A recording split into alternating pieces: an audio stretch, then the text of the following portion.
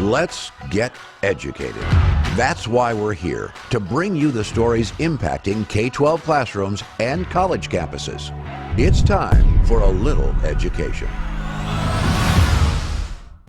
Greetings, everyone. I am Katie Petrick, joined by that man over there. Good morning, unless you're watching in the afternoon. And then good afternoon. But if it's at night, good evening. Hi. From David Fiorazzo. All right, well, it's the beginning, at least, of the week. Yes. We know that much. And we're going to give you all the nice stories that aren't so nice.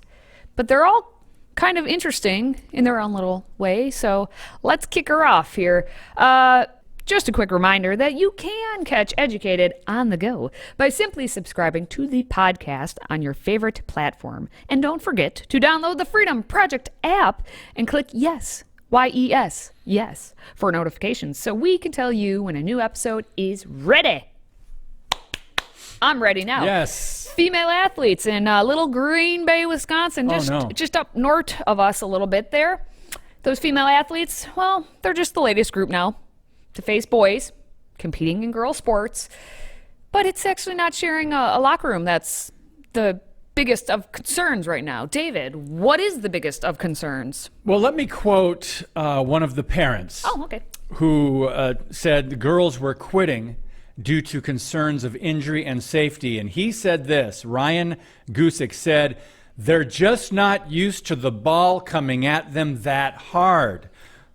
Tennis, volleyball, but let me give you the headline that we're talking about. Male athlete allowed to play with girls in Wisconsin as players quit over safety concerns. Girls are leaving with welts and bruises, parents say. So it looks like they're out in the woods there, but that is Wisconsin. But before we're going to come back and talk about it, but let's watch this setup video. Go. They're just not used to the ball coming at them that hard. Tryouts are on Monday, but in summer practices and games, the parents say girls are leaving with welts and bruises they've never received before. A lot of these girls are specifically quitting this team because of their concern for their safety. Is this athlete by far the most dominant out there?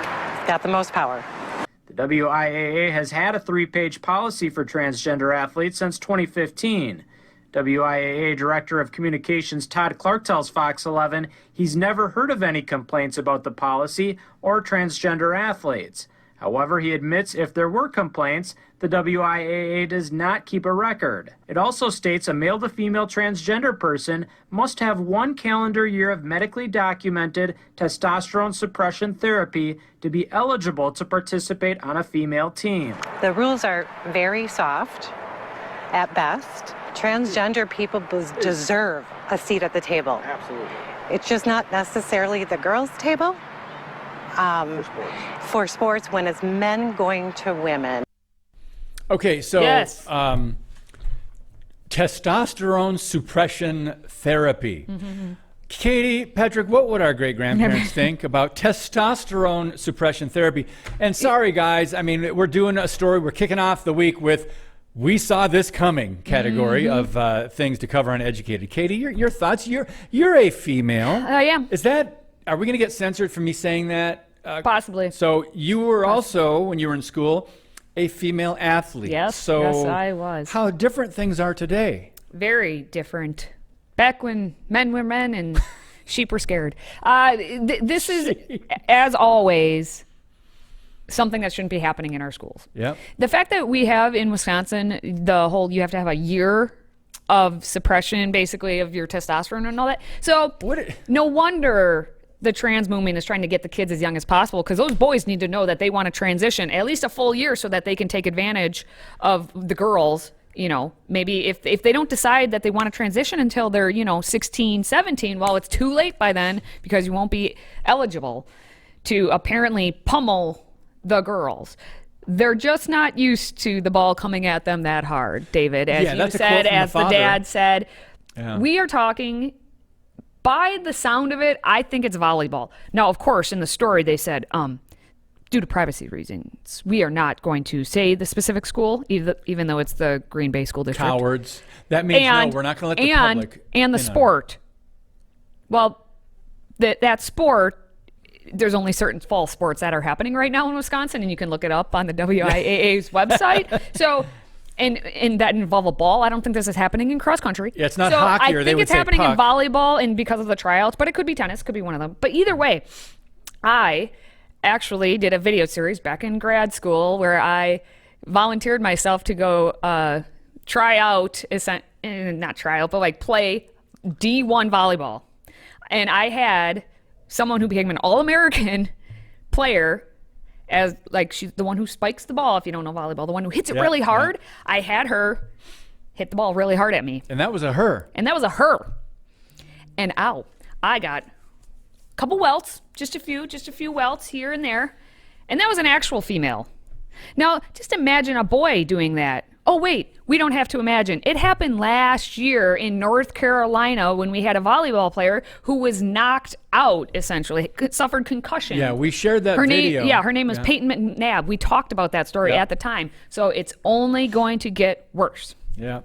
So the WIAA, Wisconsin Interscholastic Athletic Association. Their policy says its goals are, of course, quote, equity, physical safety, and competitive equity. How is it not number one being physical safety? How is equity the first equity listed? is first and last. Yep, always. Sandwich. Equity, physical safety, and competitive. What the heck is that? Let me just share you one more quote. Nonsense. That's what a male to female transgender student must have 1 calendar year of medically documented testosterone suppression therapy. I think it's a mouthful, but I think that's going to be those are going to be the words for the week. I think testosterone suppression therapy, because we shouldn't even be talking about this from a biological standpoint, a truth standpoint, science, sanity. We shouldn't even be talking about this.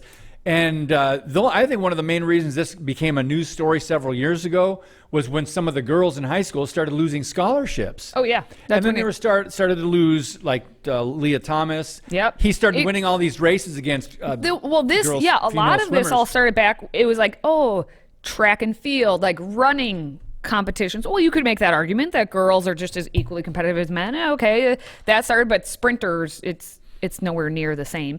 And the fact that once you started getting in physical, like sports with balls being pummeled at others, that's when it really, you have evidence of like not just, they won a race, boo-hoo. It's, hey, I have a concussion now and I can't play sports ever again because, I may really severely hurt myself. Well, thanks, dude. We need to be watching for lawsuits from some of these young women, their families. Dads, come on.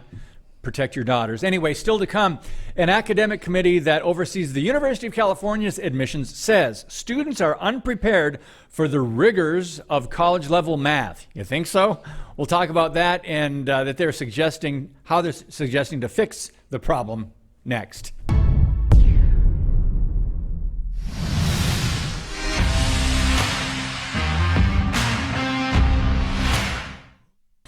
Okay, ready? Here's my severe eye roll.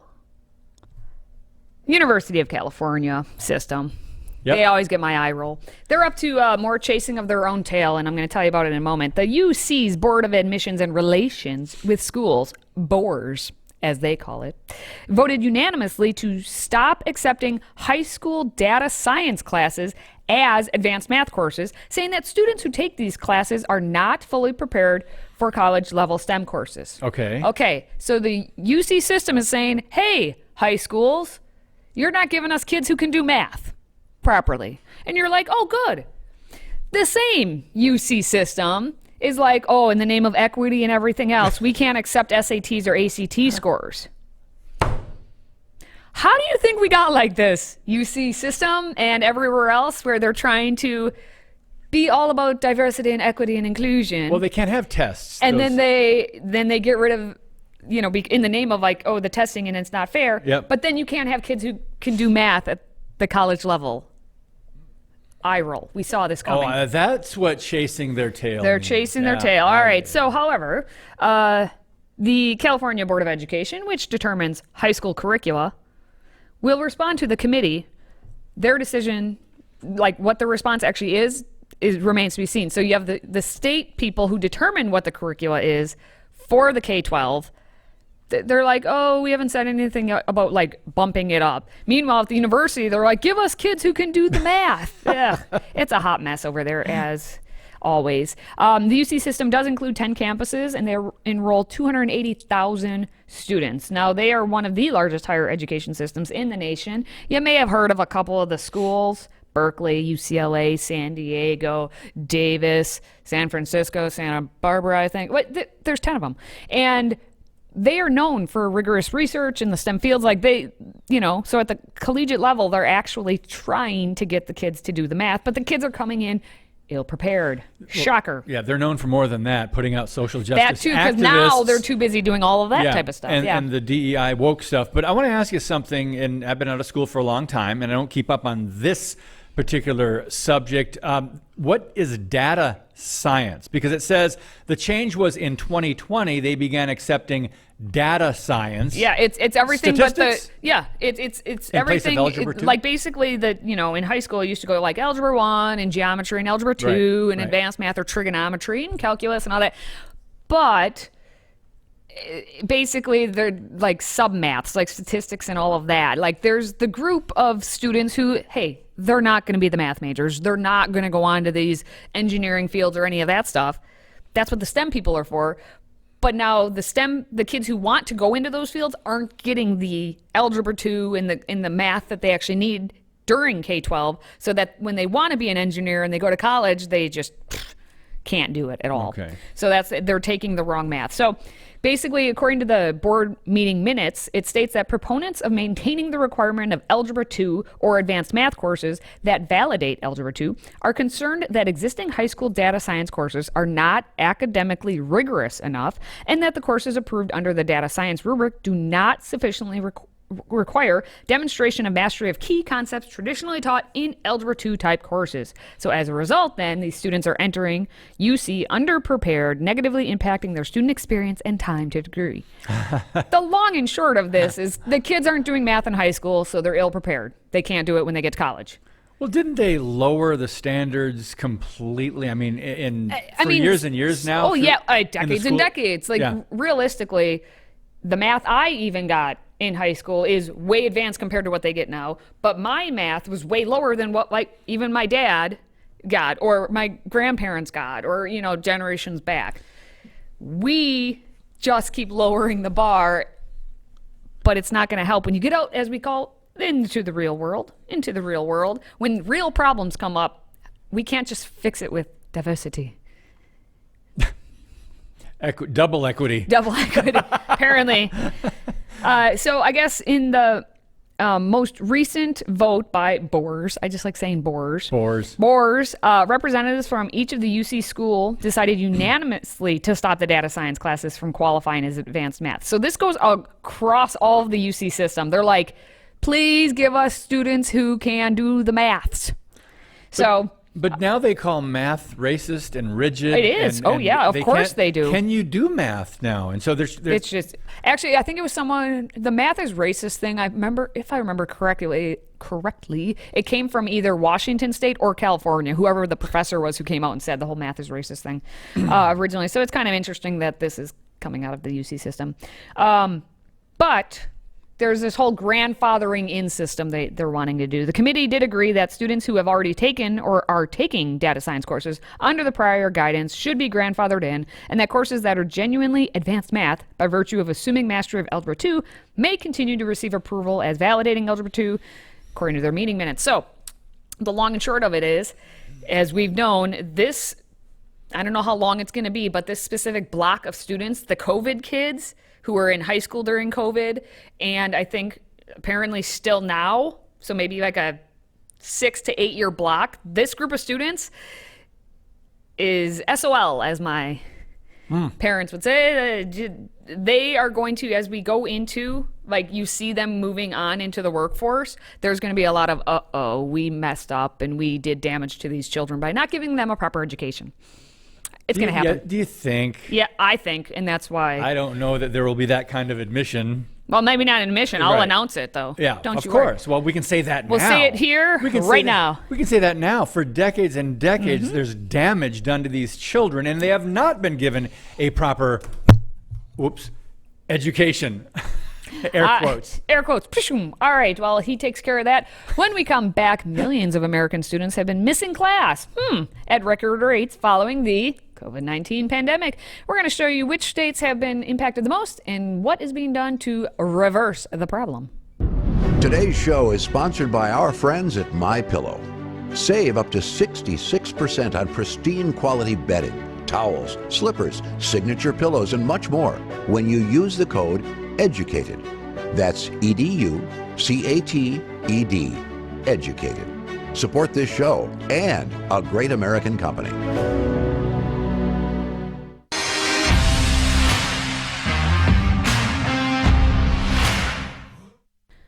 Well, is anyone out there? Bueller.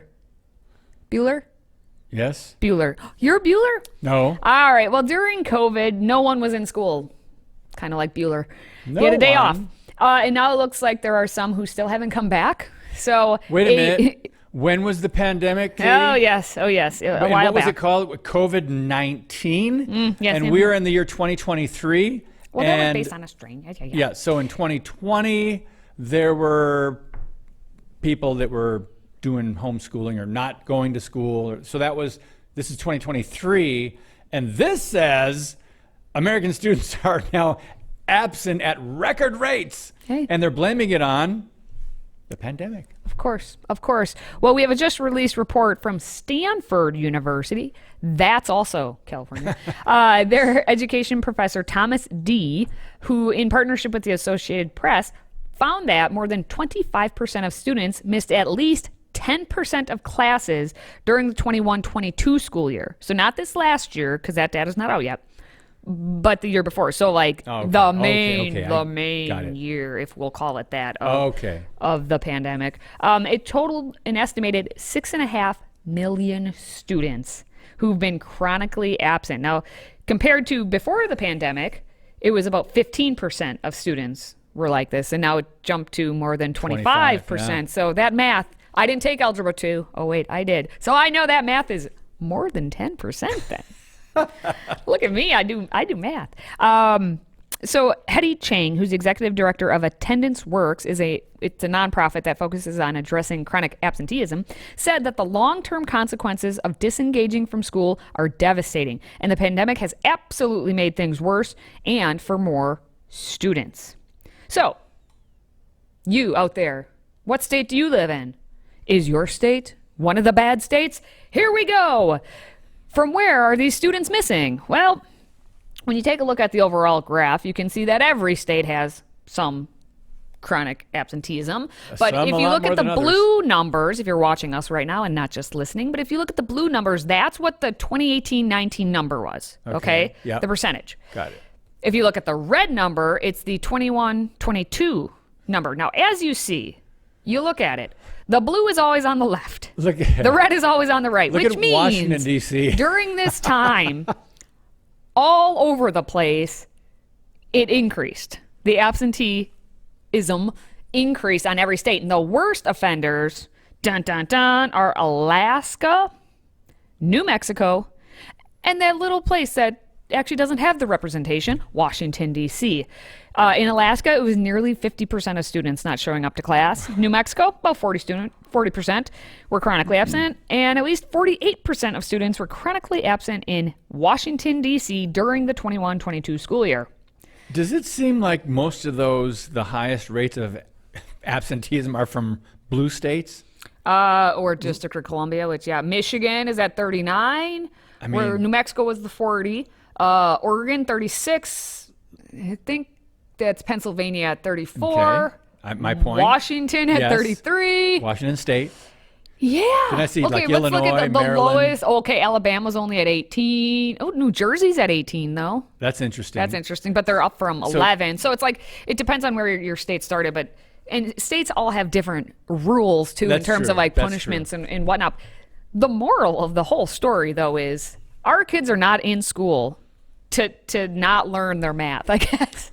So if they were in school, they weren't learning the math. If you're out of school, I guess you're also still not learning. Now, this was from 2021 to 2022. Yeah. Now, of course, the increase in chronically absent students had no correlation to the rate of COVID-19 cases. So for all those people out there who are like, well, that they must have had a lot of people had COVID. They were out because they had COVID. They were right.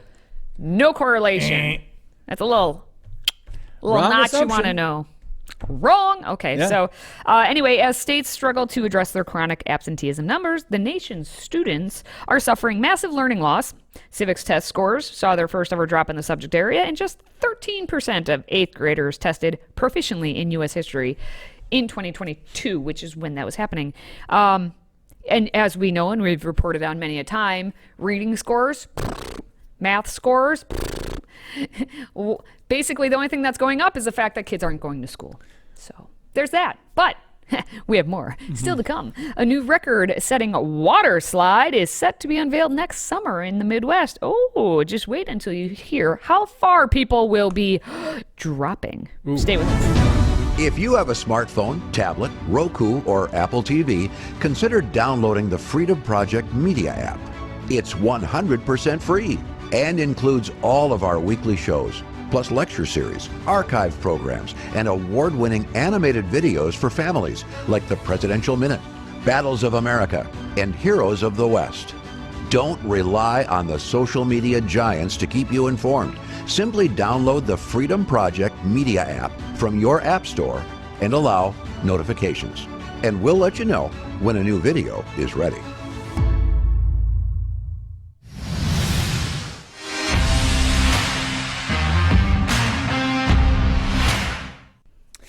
The ride will be fittingly named The Rise of Icarus. Is that Icarus? Icarus. So can you explain what Icarus is? Icarus flew way too close to the sun. Okay, so America's tallest water slide is coming to the Midwest. Where is it going to be? It's going to be in Wisconsin. Woohoo! It's going to be at home. Yep. Someone over at Mount Olympus Water Park in Wisconsin Dells is quite taken with Greek mythology. That's why I didn't know whether it was Icarus or Icarus or Hickory Dickory. Anyway, so it's going to be 145 feet tall, and it will be billed as America's tallest water slide. It will open in the summer of 2024. That's next summer. Katie, I'm just looking at that. Yeah. I know they can't. They just have to animate it now, but I'll just look at that and say, no. No, okay. Thank you. Here's the deal. That I could do because you're going to be in the tunnel. So right? I mean, it's not as scary as just being like a free-flowing drop, and it goes round and round, okay? Maybe so you have there's a point. A difference than just like, the giant drop like they have at, Six Flags, and this, which is, water slide. Oh, I love that they have the people also walking around like, oh, look at us go. But here's the deal. Anyone who knows anything about Mount Olympus in the Dells, if you've been to the Wisconsin Dells, you would know it's a kind of sketchy, so I don't know. I'd kind of wait and see, make sure everything is working properly for this. But yeah, and the thing, I don't think they should be naming this Icarus, like the Rise of Icarus, because that's the whole point, is that Greek mythology that Icarus got his wings and he flew too close to the sun and he burned up. What does that have to do with water, though? Because you're too. This is Mount Olympus. It's all Greek mythology. Okay, all the rides, everything. They have the close Trojan horse, and they have to. Well, we're gonna have to take a road trip to the Dells. Yes. I was just there. We can go together, and then we can do an educated and I will do a show. whole lesson on Greek mythology. Here we go. But so I don't think they should have named it that, because they're going to have to explain to people like, oh, we called it the Rise of Icarus, but it's not going to be like that. We promise. Like they almost have to defend themselves. You won't get burned. You won't get burned in the water slide. But it's good. It's America's tallest water slide, and I love how they're doing it at 145 feet. Because they're notching out someone by a whole yard, a whole 3 feet. They're notching out, DreamWorks Water Park in East Rutherford, New Jersey. It's only 142 feet. Take that. Every inch matters, right, David? Yeah, well, All right. Anyway, the new ride is part of the park's $8 million expansion. Ooh. And it will include 5 new slides. Ooh. And an outdoor children's area that will have 10 new slides. So that's Wisconsin Dells. Come on down. Yeah, interesting. All right. Well, if you are a fan of the show, please, if you could, like, comment, share, subscribe. Let all the people know that in 2024, you're going to be going on the rise of Icarus. Or you're not going to. Or Icarus, as you say. All right. Well, for David and myself, thank you for watching. Thank you for listening. And thank you for supporting what we do here. Until next time, stay educated.